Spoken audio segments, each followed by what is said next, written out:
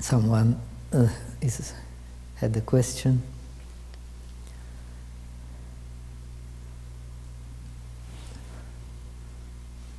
Fast.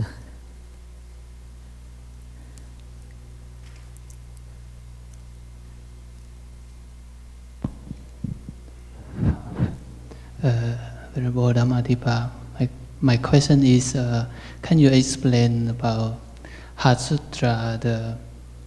The form is element. Emptiness. Emptiness is form. Yes.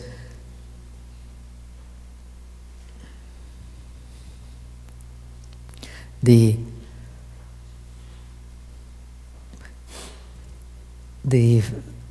five aggregates of existence, starting with form. Form means rupa.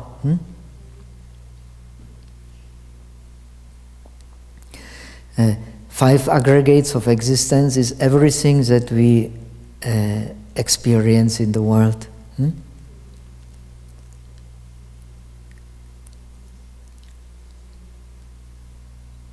And these five aggregates of existence, they are interconnected.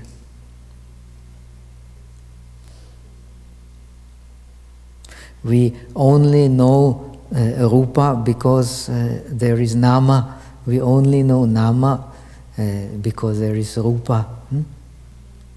This is our condition in this world.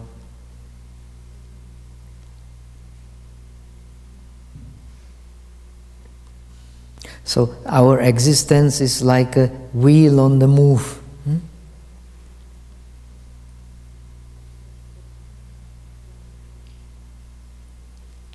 The Buddha also explained this in the scriptures. The outer, like the tire of the wheel, is a rupa. That by which we experience the rupa is a feeling.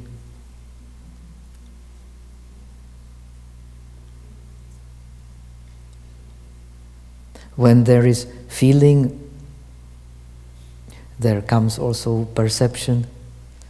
When there is feeling and perception, arise the will formations. And when the will formations are there, there arises the consciousness differentiating the nama and rupa. Consciousness is based on the other four aggregates. The consciousness dwell, so to say, in the other four aggregates.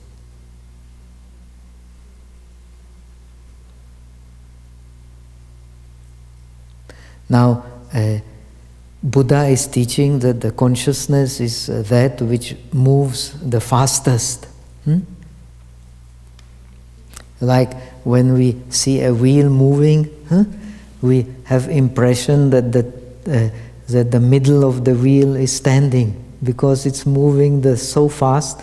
We only see the tire and that which is close to the tire moving, but the middle of the wheel, we think it is standing, the axis. Right? That is why we identify the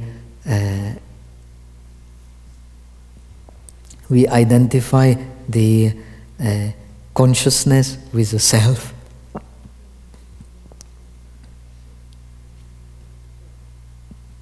And this was the tradition at the time of Buddha. Always the consciousness was identified with the self.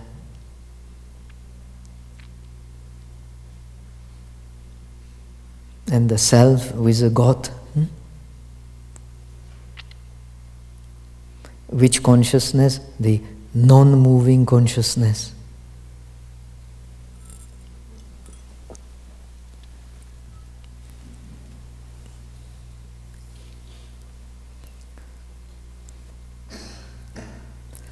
Now, the Buddha has found that unless you realize the nature of the world, the self and the God will only be a concept, that's all.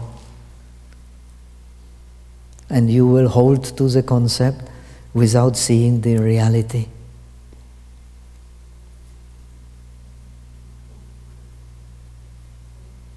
So he taught, don't bother about the concept, see the reality as it really is.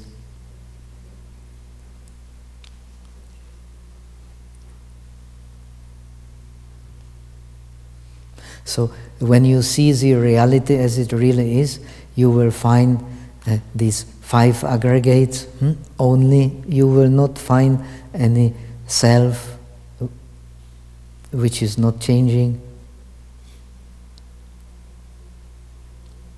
and any God which is equal to the self, not changing.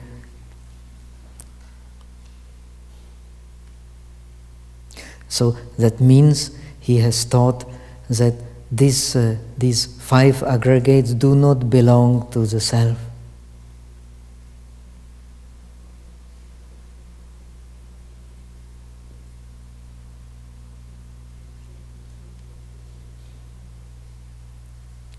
Not belonging to the self means empty.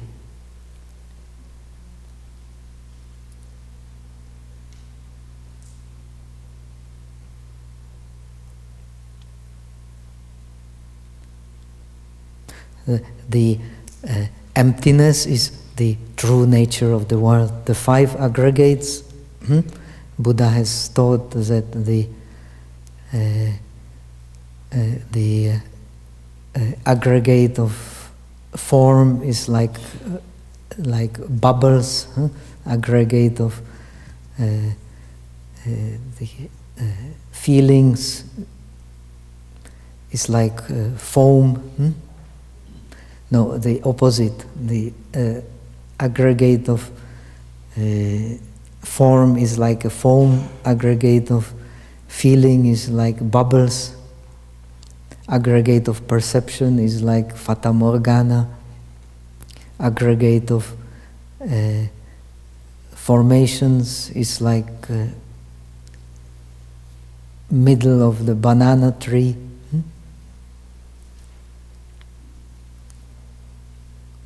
And the aggregate of consciousness is like Maya, the illusion, Huang. So now, the teaching of the Pragya Paramita is that this is a natural state of the world. This emptiness is a natural state of the world.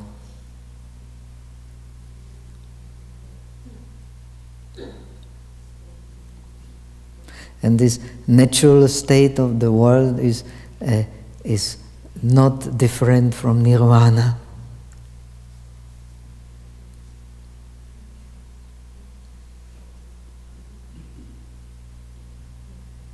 Because all that we experience are just processes.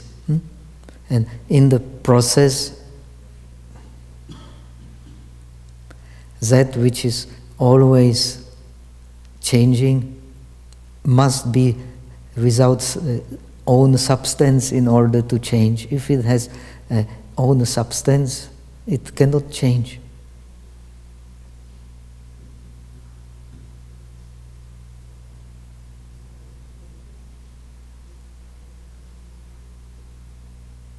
So, accordance to the teachings of the Pragya Paramita, this state of being without substance is emptiness, and the state of being without substance transcends the difference between the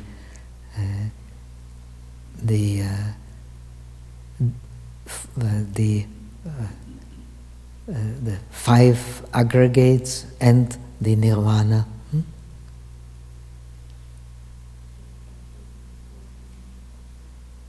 So the truth, according to the teaching of the Pragya Paramita, can be only one truth. There cannot be truth of nirvana and the truth of rupa and nama and so on, the mind, mental factors, rupa, at the same time. So this teaching of the pragya paramitas, they are the transcending the difference between the nirvana and the samsara. Understanding this is understanding the real nature of the world.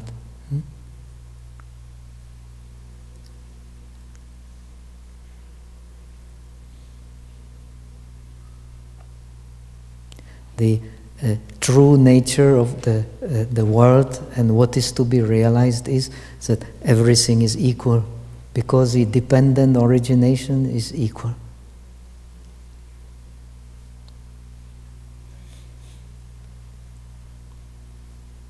So the very dependent origination is not different from this emptiness. Emptiness is dependent origination. Dependent origination is emptiness.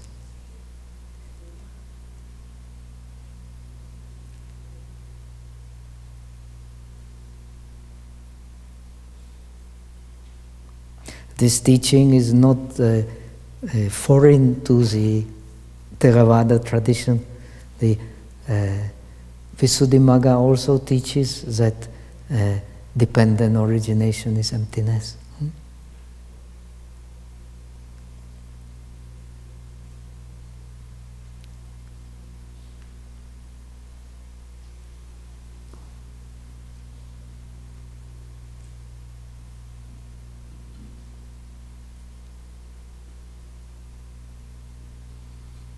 Okay, more questions?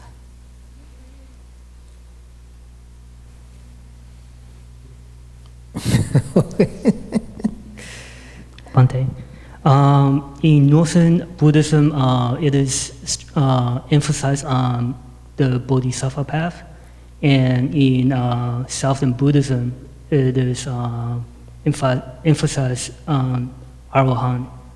Can you explain the differences between Arahant and Bodhisattva and also the Buddha? Yes. The Arahant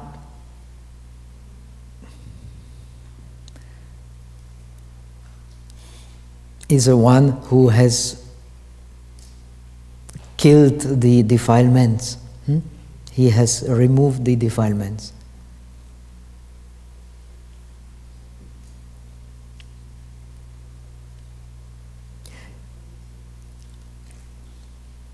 He has removed the defilements, therefore he always stays in the state of equanimity.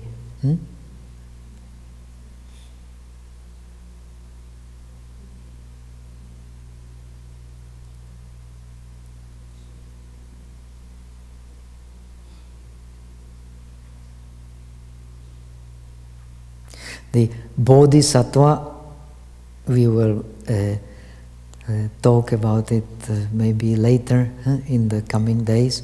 The Bodhisattva is, the sattva means being, and the bodhi means awakening.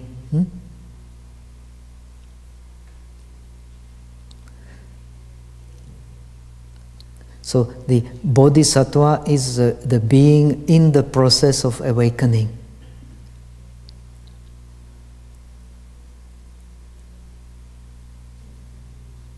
According to the tradition, this is not the Mahayana tradition, it is also the Theravada tradition, also the Sarvastivada tradition, all traditions.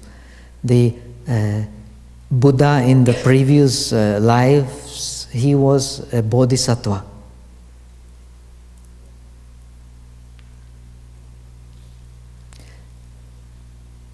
And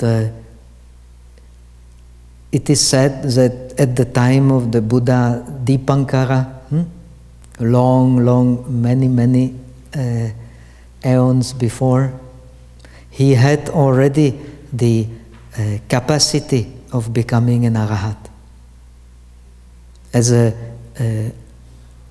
Brahmin ascetic Sumedha, he already had the enough accomplishments to become an arahat. But he saw the Buddha Dipankara, and he was so influenced by the powers of the Buddha Dipankara, by his compassion and by his perfection, that he decided not to become an arahat. He contemplated how to become like the Buddha Dipankara.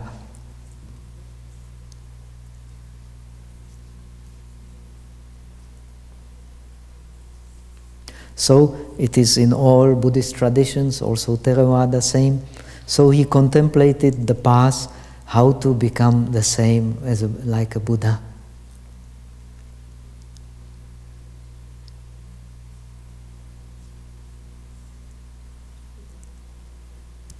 And he found out that in order to become a Buddha, he had to accomplish the paramis, the perfections.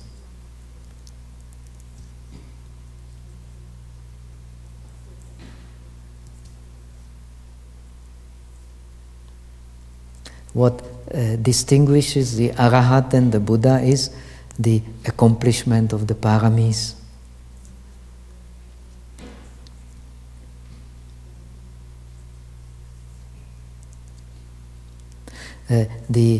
In all Buddhist traditions, not only Mahayana, the parami is that virtue which you do not practice for yourself, but you practice for the sake of others.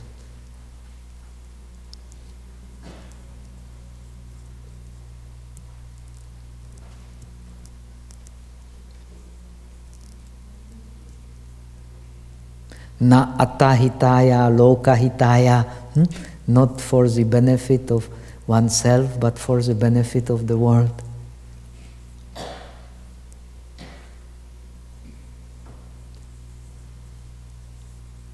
So everybody, in order to become liberated, has to practice virtues. It is impossible to become liberated without practicing virtues.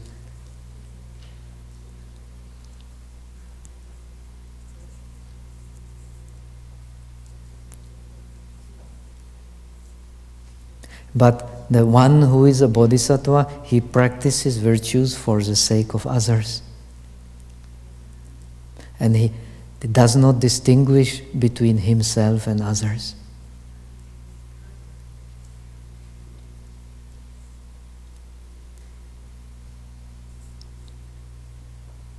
So he learns from the virtues of the others, like if from his own virtues.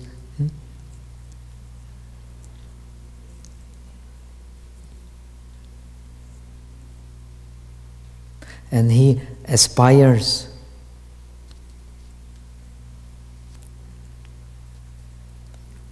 he makes vows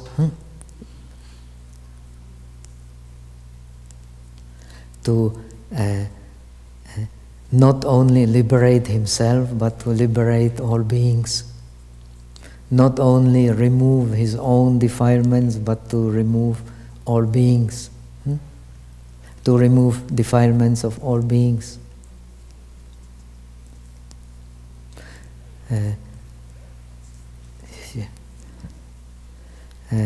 To learn all kinds of teachings in order to benefit all beings.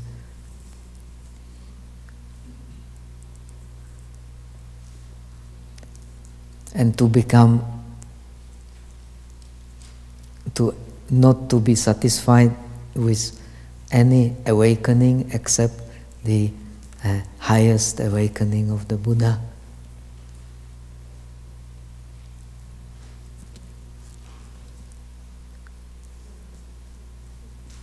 Now in the Mahayana tradition, there are all kinds of, there is the Samantabhadra vows, there is the Amitabha vows, and so on, different kinds of vows. There is a Yaoshe, the Yaoshe 4 vows, 12 vows, many kinds of vows, all different Buddhas, they have different practice, different vows. But the meaning of the vows, more or less, is just that.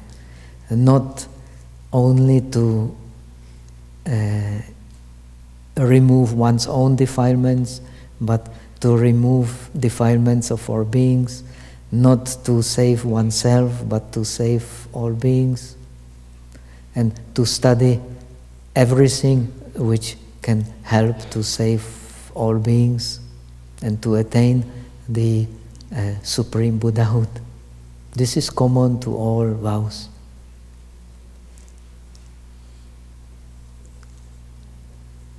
Now, of course, it is impossible to save all beings and to remove defilements of all beings. Even the Sakyamuni Buddha could not do it.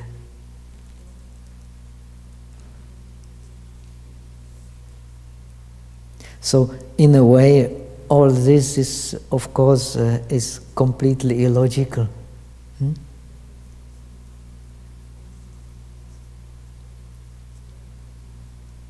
But precisely the teaching of the Pragya Paramita, of the transcendental wisdom, is to transcend the little mind that we have,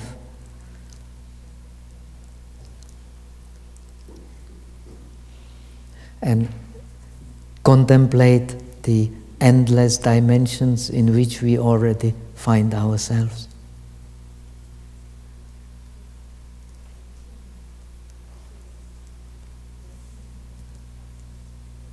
That means the Bodhisattva understands that the beings are endless, the worlds are endless, the dharmas are endless, that beings to be tamed are also endless.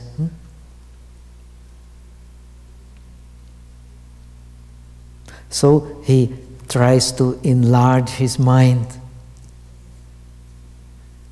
so that he can actually penetrate the very nature of the mind. That means attain omniscience. Not just omniscience, the Arahat has also omniscience, but omniscience in all aspects, so that he can lead all beings who can be led in accordance with their faculties due to his superior powers to the end of suffering. So this is the practice of the Bodhisattva, to enlarge one's mind,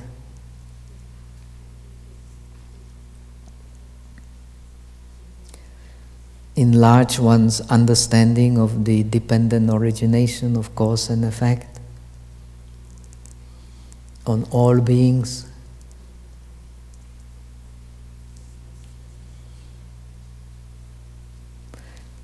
and understand one being as all and all beings as one.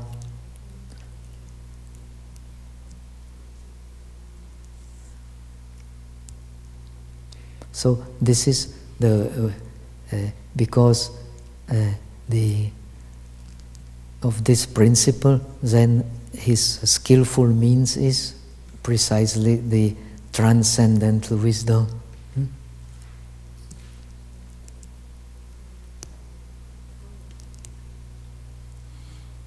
That means the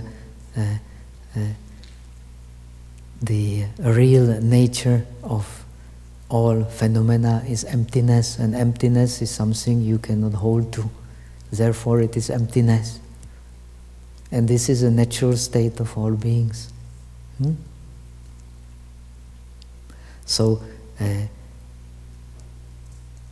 the Bodhisattva is one who, due to his great compassion, remains in the world, and due to his wisdom, he learns not to suffer. And his skillful means is the teaching of transcendental wisdom of emptiness. The natural state of the things, and it is confirmed even by science, that it is the state of things without substance, cannot be held to, cannot be reached. So this is the skillful means of the Bodhisattva. Because of transcendental wisdom, he understands that nothing can be reached. No samsara, no nirvana. This is the skillful means for his realization. So, as we have said, even so, he goes through the stages, gradual stages of the path till Buddhahood. He goes there by contemplating the real nature of the world, which is emptiness.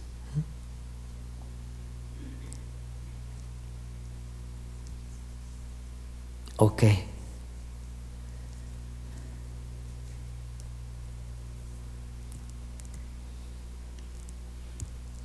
Now someone else wanted to ask. Daria, our Chen teacher.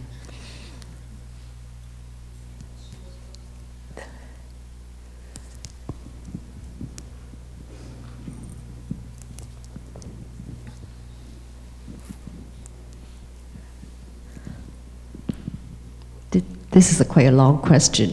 Can I speak in Chinese? Okay. I don't know the terms in English. 其实这个问题常常在我心里面想来想去。麻烦你翻译成英文哈。那玄奘法师传里面，他去取经哦，the reason 他要去取经，因为有两个 conflicts 存在在中国，当时的中国有两个很大的 contradiction。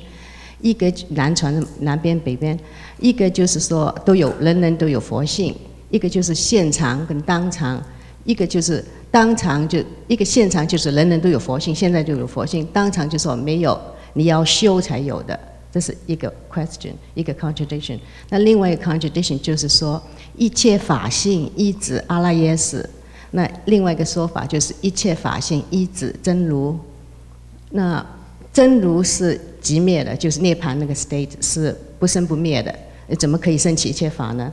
那阿赖耶识是刹那刹那生灭的，所以他就生起一切法来。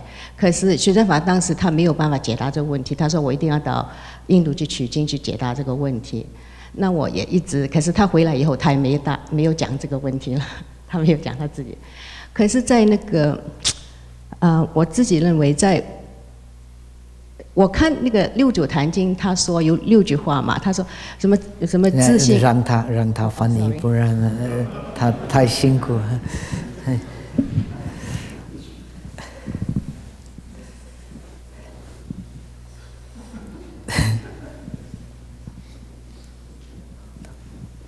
Okay, I'll do my best. Xuan Zhuang is a monk in the Tang dynasty. He went to India to learn and transfer and translate it, and he shipped all the sutra, a lot of sutras to China, and that's how Buddhism is preserved in China. So Xuan Zhuang Fa Shi, this person, he went to India to do this great ordeal for 2 reasons at that time. One reason is there's a debate between the 2 schools at that time, Buddhist schools at that time. One school says everybody has a Buddha nature. Okay, everybody has a Buddha nature, so we don't have to practice. We don't have to do anything. Everybody, is a Buddha. The other school says no. No, that's not true. No one says that. That's not true. Nobody says that. Okay. The Buddha nature does not say. The teaching does not say you don't have to do anything. That's not true. Oh no. Okay. So, but everybody has Buddha nature. Is that? Yeah, that's true. That's true. Oh, okay. And the other school says no. Not everybody has Buddha nature. One must practice to obtain that. Yes, it is true. This is a teaching of the Yikye Shetilun, the book which, for the sake of which Xuanzang went to India. He went to search for Yikye Shetilun. Okay, so so that is the reason. One of the reasons. The other reason is the world.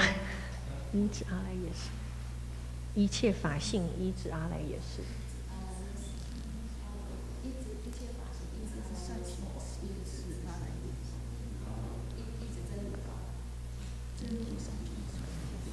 请法师讲好不好？请法师解释一切法性。阿赖耶跟真如的问题。对。如来藏的问题。阿赖耶跟如来藏。The metrics of the Tathagatas and the Alaya, they seem to be a contradiction. Okay.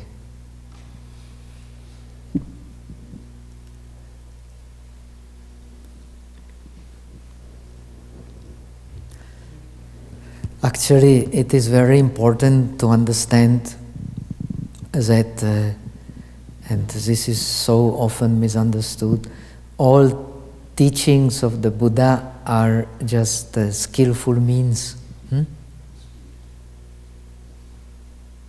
The teaching of the Alaya is also skillful means. The teaching of Abhidharma is also skillful means. The teaching of the Rulai Zang is also explained as a skillful means to convert the Brahmins who believe so obstinately into the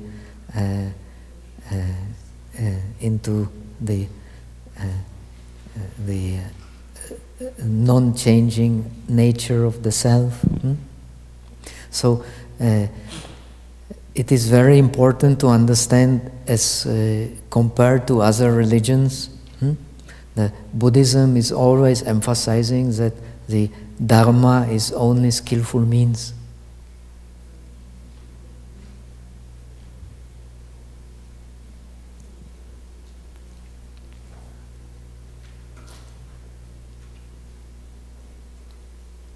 So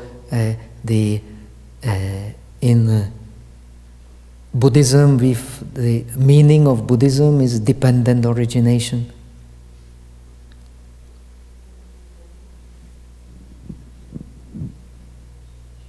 If there is no teaching of dependent origination, it is not Buddhism.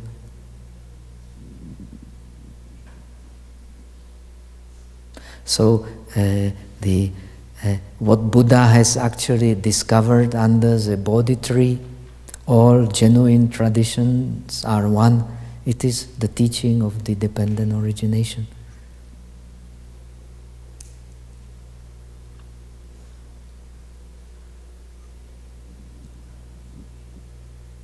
Actually, the Buddha did not discover these teachings. It is the true nature of the world.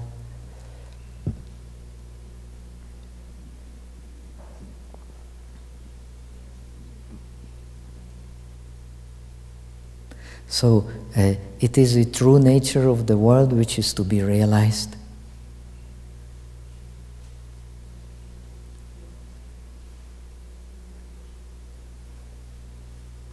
Then when one realizes it, one can use all kinds of skillful teachings to teach it.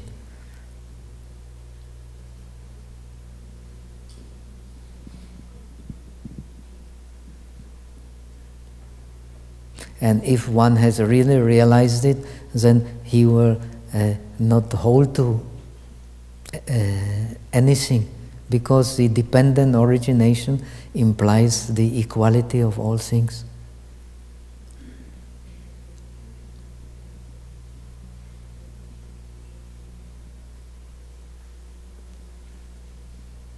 So, if one has wisdom, all these all teachings of genuine teachings of Buddhism are just different interpretations of dependent origination.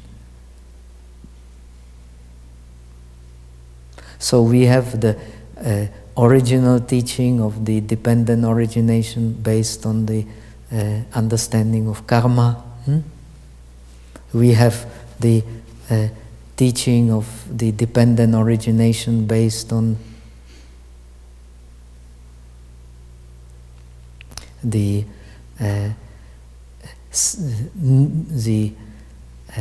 non-self-existent nature of all phenomena. We have the teaching of dependent origination based on alaya vijnana concept, meaning that all we experience in the world is just the alaya vijnana.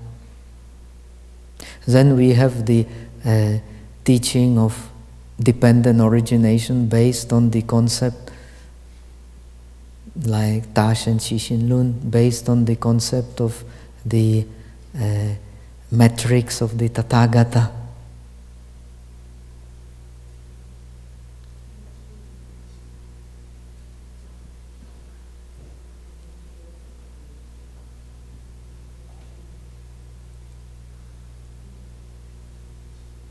Actually, all these teachings are just explaining the dependent origination, the non-substantiality of the world.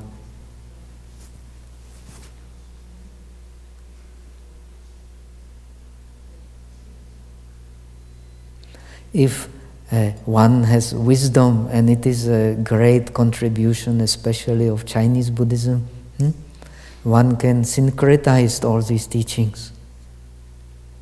Actually, it was done by the Tiantai school and so on.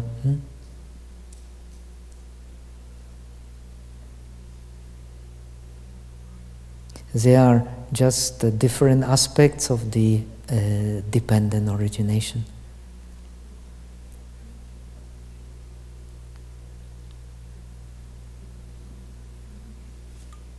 So one can use them in accordance to the circumstances, in accordance to the beings one is teaching to.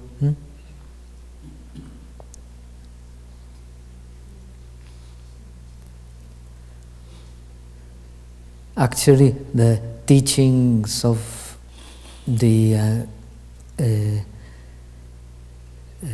Yogacara Bhumi Shastra, the Yichie Shetilun, which the Xianzang has studied most deeply, are saying that some beings do not have the seeds of enlightenment.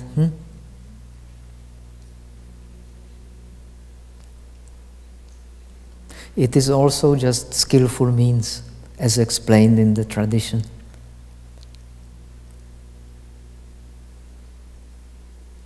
Because it is used in order to push us into effort.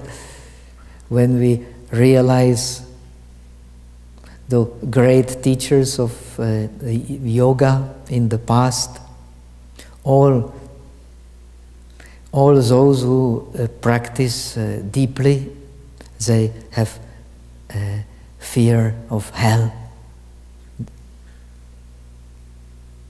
That's why they open themselves to very deep practice.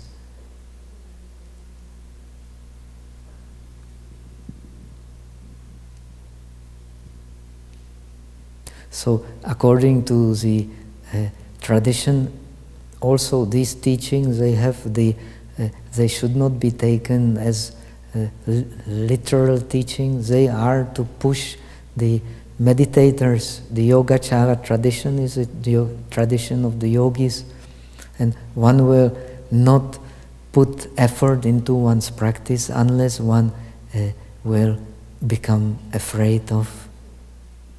All those who practice seriously become afraid. Then they have realization.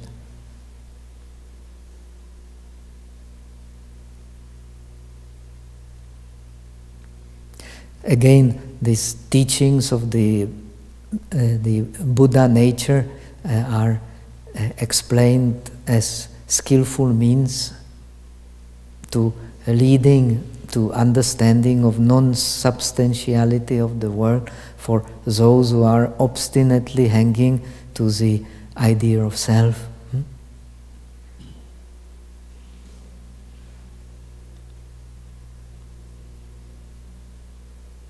So they are also the skillful means for understanding the dependent origination.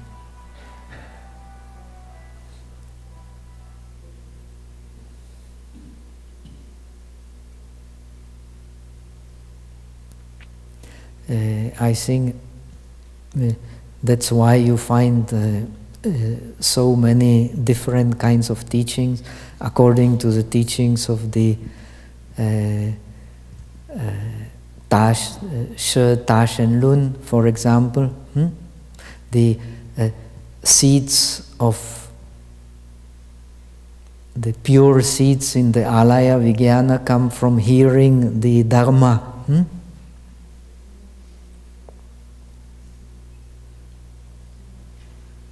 That means they come from outside, they are not in the Alaya originally.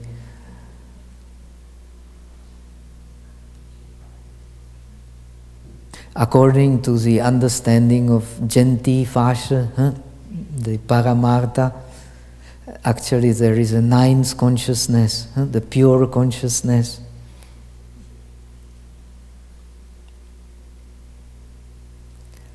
Which in a way has similarities with the matrix of the Tathagata. So there can be many kinds of explanations. All are just skillful means.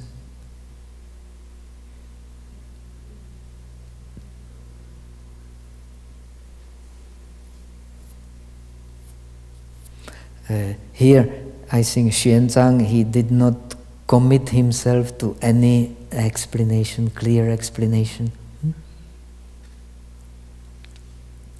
He does not condemn the teachings of the metrics of the Tathagata, but he does not mention them also. But he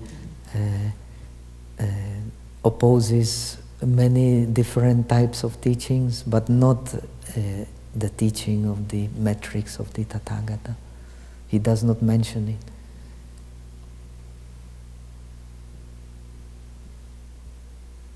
it. That is explained in one of the sutras, Nipan Jing, like this is the Lu Lai Zhang is for the White Dao because they want to have oneself. They don't want to believe. They don't like to believe selfless. So Buddha created this thing like Lu Lai Zhang. In India, this idea of the substance, self-substance is very, very powerful, very strong.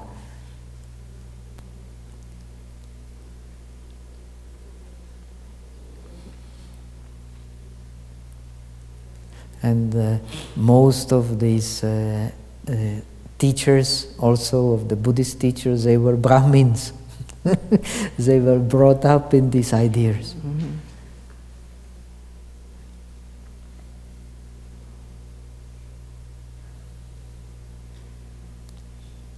Even Asanga was a Brahmin, Vasubandhu was a Brahmin, Ashwagosha was a Brahmin. they were very well versed in the tradition of the. 我和你心里面还有一个 They became very convinced Buddhists and absolute and realized Buddhists. So they knew how to convert to Buddhism people like themselves who were versed in this tradition.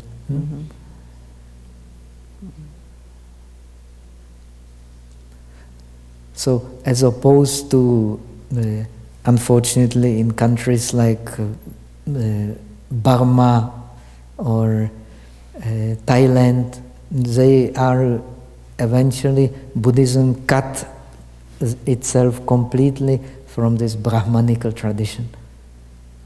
But in India, the Buddhism was always, in a way, closely connected with the Brahmanical tradition. And the Brahmanical tradition always emphasizes the substantial self.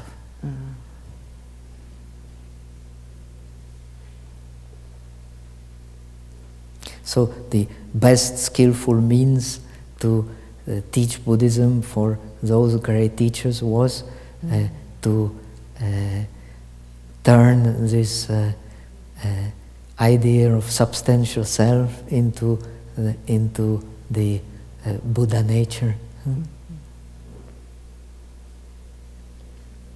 One more thing I don't feel comfortable about is I feel very comfortable about 天台智者大师他在那个维摩诘所说经里面解释一段，他是那一段善不善俗为本，贪欲为本，那么贪欲俗为本，身为本。后来他推的最后无明，他就把那个真如就是在真如跟无明在一起，因为有无明，我们升起一切的烦恼，升起一切就有无明行。无明缘行，行缘识嘛，就阿赖耶识的识的都create出来，是因为有无明。无明也是方便。Yeah， 在维摩经，无明就是方便。可是这样的解释，就因为有无明就可以就升起一切法来嘛。可是如果一个不生不灭、即灭、完全 complete empty 的东西，会生出一切法，好像很难，就好像很 conflict。就是以我的分别心来讲，不然我们就继续讲中文。We should translate, not 不要讲太多，让他翻译没错。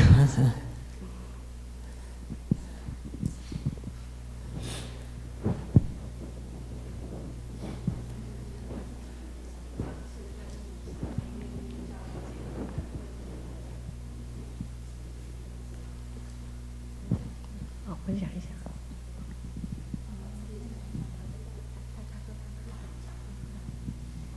你可以分享哈。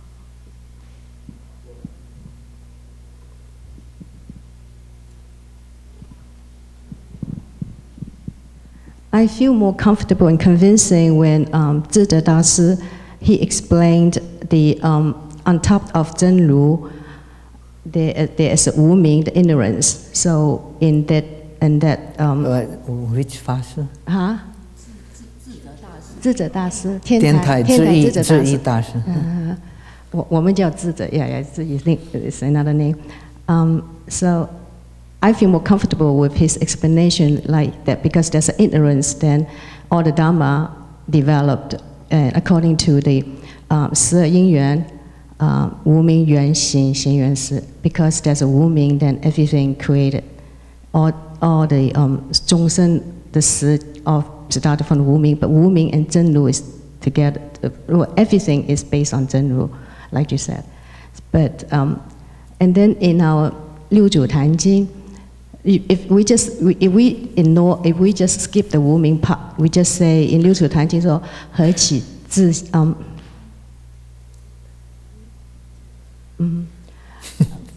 But in the six patriarchs platform sutra, there's 6 verses, and I was wondering, is this correct or is it somebody, because that sutra I heard that people altered it and it's not really that passed from generation to generation. It's not really written. It's not really what's spoken by our six patriarchs. So, and that's 6 verses say it says, 自性云何自性一开始说什么不生不灭啊，本自清净，云何自性本自清净，自性本不生不灭。可是后来呢，又讲 ，Let me say a Chinese version and then explain in English. And then, but then there's another. The last 2 verses is like 人生万法。There's 6 verses in the Platform Sutra. Like the first few is like the 正如怎么讲啊？英文？ Genru means suchness. Okay, what that's the is not creative, it cannot be created or it cannot be destroyed or something like that, and it is completely empty. It's completely like the nirvana state. If it's nirvana state, it's completely empty, completely no life and death. How can it? And then, but the last 2 verses says that the Zhenru created everything. 万法, all the Dharma created from Zhenru. So 智一大师 no. 六祖坛经里面讲 Oh, I am confused. I don't know. You are talking about 智一还是 about 慧能? Now it's not so clear.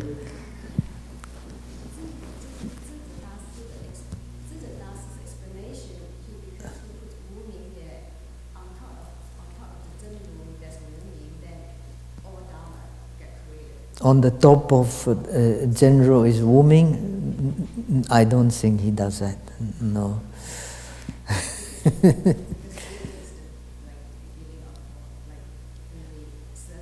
Yeah, but the beginning, actually, it is not the real beginning. It is only, again, the skillful means for explaining beginning. It is not there is no beginning in the dependent origination. If you think there is beginning, it is not dependent origination. So.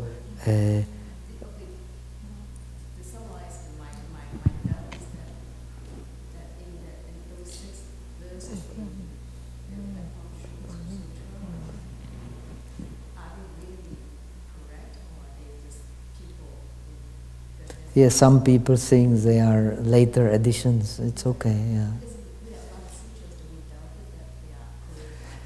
That's why there are these 4 seals of Dharma. These 4 seals of Dharma, they decide